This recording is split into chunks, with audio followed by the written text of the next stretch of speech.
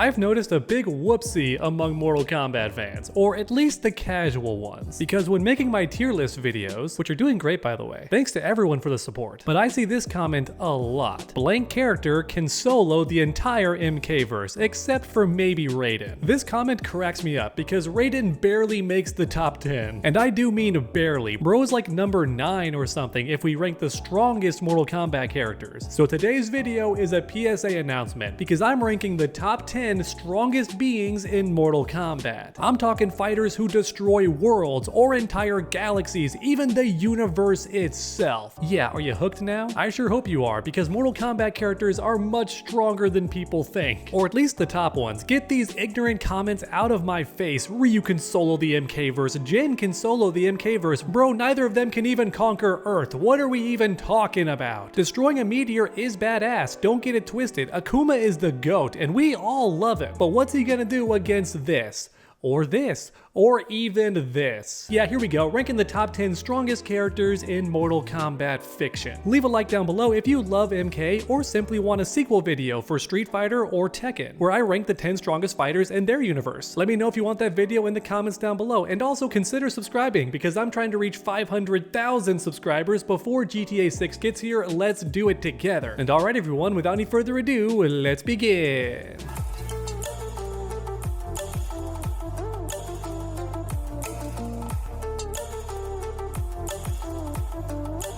Alrighty, here we go, ranking the 10 strongest characters in Mortal Kombat, beginning with number 10, Raiden, and also Fujin. I think it's fair to combine the two because sometimes Fujin wins, sometimes Raiden wins. The two of them go back and forth. I would argue that lightning is way more lethal and powerful than wind, but also hurricanes are a thing, so who can really say? And honestly, both of these characters could be higher on the list if they ever powered themselves up, but they hardly ever do that. The only example I can think of is Raiden fusing with Liu Kang to make an entirely new being. But even that hardly qualifies as a power-up. It's more like a fusion dance, right? Not exactly the same thing, because at that point we're combining two different characters. But yeah, real quick, to give you an idea of how powerful Raiden is, this man is seen taking out entire armies in Mortal Kombat 11 and doing it very casually. Then on top of that, it's implied he's equal or probably a bit stronger than base level Shao Kahn, who's consumed thousands of souls, right? So bare minimum, Shao Kahn is 10,000 men put together. So just think about that for a second. I want you to fathom how powerful Shao Kahn is physically. The man is like a regular dude times 20,000 or some crazy number like that. And normally he fears Raiden. This man goes to extreme lengths to avoid the Thunder God, at least until getting his power up, because that's number 9, Shao Kahn with the Soul NATO. Yes, I'm counting this power up because it's Shao Kahn's design. In other words, the entire thing was his idea. Theoretically, anybody could be powered by a Soul NATO, but it was his idea, and Shao Kahn's always the one utilizing this power up. Remember how earlier I mentioned that Shao Kahn is like 10,000, maybe 20,000 souls put together? Yeah, now amplify that by a lot, because the Soul NATO is an entire city's worth of people, at least, probably more, maybe an entire country, possibly even the entire Earth. Yeah, or in other words, Shao Kahn is being powered by 100,000 people minimum, possibly millions of people. That's how amped Shao Kahn is with the Soul NATO. The man is above Raiden at this point. He's a real global threat. In fact, believe it or not, early games state that Shao Kahn is so powerful, he needs to merge realms because Outworld can't contain his essence anymore. That's how powerful the dude is. And that's before the Soul NATO power-up, to give you an idea of how powerful Shao Kahn is. His entire planet is unable to contain his energy. He has to expand and get more room. But next up at number 8, we have an underrated character, Taven from Mortal Kombat Armageddon. That's the only game he's ever officially appeared in. That's right, he gets mentioned in Mortal Kombat 9, Mortal Kombat X, maybe even name dropped in Mortal Kombat 11, but he never actually appears canonically in the story outside of Armageddon. And this guy's legit, makes Goro look stupid, who, keep in mind, before the Netherrealm reboot, almost nobody beat Goro. It practically never happened. So the fact Taven can just waltz up and put a beating on Goro is already impressive, but then on top of that, he's beating Shao Kahn, he's scaring Shinnok, all that crazy stuff. In fact, Shinnok has to trick Taven into working with him because he's scared of the guy. But yeah, Taven can create earthquakes by punching the ground, easily manipulates fire, can control time time too. This man's arsenal is pretty crazy. He's got a big tool set, and theoretically he could always add more abilities to his tool set. The guy doesn't really have any real limitations. Then last but not least, this man canonically beat Blaze before NetherRealm retconned everything, and it's very implied that Blaze is stronger than pretty much every other mortal being. And when I say mortal, I mean anybody who can die, so that includes gods like Raiden and Fujin. But next up at number 7, we have Shinnok. However, there's a condition. He has to be at full power and also have his amulet, which, keep in mind, we've never actually seen. That's right, there's no canonical version of Shinnok who's got both of these factors. In Mortal Kombat X, he has the amulet, but he's a fallen Elder God. In other words, they revoked his Elder God status, which does make you weaker in the Mortal Kombat universe, so Shinnok's already been nerfed despite having the amulet. Then rewind back to Mortal Kombat 4 when Shinnok was stronger, however did not have his amulet, so still not at full power. Theoretically, when Shinnok has his amulet and is at full power, he can one-shot basically anybody, whether it's Liu Kang, Shao Kahn, or Raiden, doesn't really matter. The man can look at you and you'll just explode. I'm not exaggerating, I'm not joking. That's what Shinnok can do when he's at full power. However, thankfully, Earthrealm and the other good guys have never had to cross paths with this version of Shinnok. However, with all that being said, a quick shout out to Cassie Cage and Johnny Cage, since both of these characters have beaten Shinnok at one point. But keep in mind that there's two big reasons why this happened. Number one, Shinnok was not at full power. That's a big deal to keep in mind. And number two, the green halo energy that Cassie Cage and Johnny use is like kryptonite to gods and of course elder gods. So in other words, imagine if Superman had to fight a human covered in kryptonite. Like they're just made of kryptonite, have kryptonite in their blood, all that stuff.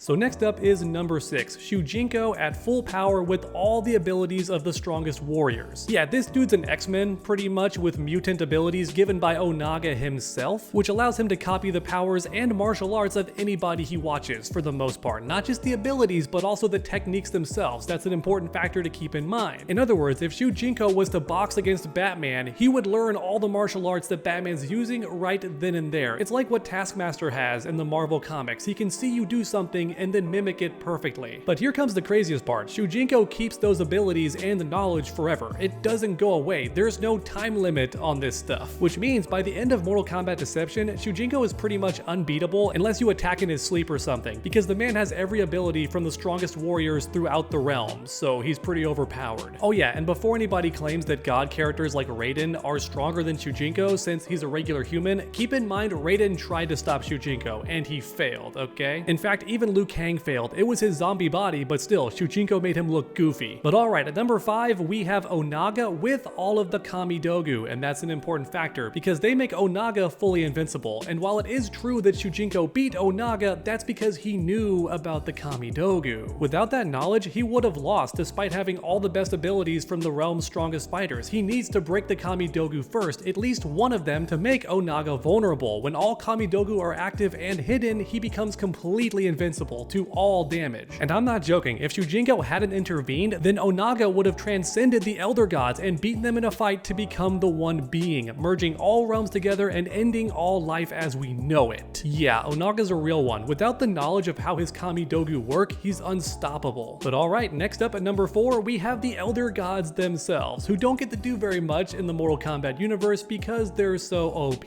but Cetrion is a good baseline for what Elder Gods can do. She controls all of the elements and is basically unkillable. Also, she can grow to planet size if she wants to and do some serious damage, and that's just in her physical form. The Elder Gods don't have to take physical form unless they want to, and in the comics, it's stated these beings are cosmic level. They can move planets, they can move reality to an extent, they're very omni-powerful beings. In fact, one of the only beings above them is Kronika, and yes, I know she looks really stupid in Mortal Kombat 11, making tons of mistakes. However, keep in mind that that's after winning over 1,000,000 times, so many times that she lost count. And even though I personally hate Kronika, we do know power-wise she's above the Elder Gods. In fact, she gives birth to them and can absorb them to become even more powerful. She actually does that to Cetrion in Mortal Kombat 11, and combine that with the crown, she becomes nearly unstoppable. In fact, real quick, to give you an idea of how overpowered and broken Kronika is, here's a list on screen of all the nonsense she can do, teleporting you anywhere she wants to, freezing time itself, itself, deleting you from history using some time loop shenanigans. And yeah, you get the idea. She can also rewind reality to the dawn of time if she wants, which kills basically anybody who would ever be a threat to her. But next up at number 2, we have Titan Liu Kang, who basically is Kronika while also being Liu Kang. So take Liu Kang and give him all of Kronika's abilities also. Yeah, that's who we're talking about. A man who creates black holes by snapping his fingers, can rewind time on a dime if he wants to. And of course, all the cosmic abilities that come along with it. Writing-wise, he could fix pretty much every problem, but doesn't because the writers won't let him. Very similar to Superman, who could fix all of Earth's problems in like a microsecond, but just doesn't because that wouldn't be fun to read. There'd be no more conflict in the comic books. In that regard, Titan Liu Kang is very similar. This man should theoretically be able to do pretty much anything. He's a cosmic level being. In fact, he did help create the cosmos at the start of Mortal Kombat 1. So yeah, he's very, very powerful and yet doesn't fix any problem the second it occurs, like he realistically would. There's only one character in all of Mortal Kombat who's more powerful than Fire God Titan Liu Kang, and that being is the Being. No, I'm not joking, that's his name. The One Being himself is the most powerful creature in all of Mortal Kombat mythos. If you're interested, I recently made a full video covering this character, his origin, his motivation, how powerful he is, and all that incredible stuff, so check it out now if you have the time. But essentially, the One Being's name is literal. This man is the combined reality and life essence of anything and everything in the universe put together, with the only exception being the Elder Gods. For whatever reason, they're separate. However, at one point it's stated he was leeching off them too, so had they not surprise attacked him and torn him apart, he would have consumed the Elder Gods too, just by existing. He's that powerful. Or in other words, if left unchecked, the One Being would have consumed them as well and became literally everything in reality itself put together. And yeah, I can't fathom anything more powerful than that. So when people tell me that this Street Fighter character or this Tekken character can solo the Mortal Kombat universe, I can't help but giggle a little bit, because the universe itself is what you'd have to actually beat, since that's the One Being. He's every galaxy and every quasar put together. Quite literally the universe itself, and I'm sorry, Akuma can't beat that, Angel Jin can't beat that, it's unbeatable. So thankfully the Elder Gods did it for us, and they're cosmic level beings already. But alright everyone, there you have it, the top 10 strongest beings in Mortal Kombat history. Thanks for watching, and I hope you enjoyed. If you did, please leave a like down below, then finish that combo by subscribing and ringing that bell so you never miss any future videos. Make sure to come back next time, and as always, stay underdogs.